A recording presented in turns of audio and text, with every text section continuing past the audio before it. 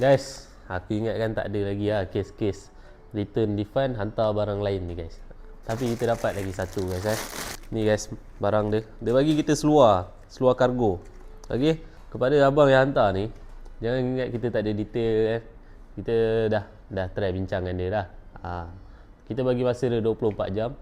Untuk korang yang mana dah grab battery iPhone capacity, okey, kalau ada apa-apa isu dekat bateri, macam korang tengok ribbon rosak ke, bateri kembung ke, bateri cepat panas ke kan, korang contact je kita. Kita akan hantar bateri yang baru. Kita bagi 3 bulan warranty guys. Ada 3 bulan warranty. Ada apa-apa isu terus contact je. Kita bincang elok-elok kan. InsyaAllah semua okey. Kita akan selesaikan masalah korang.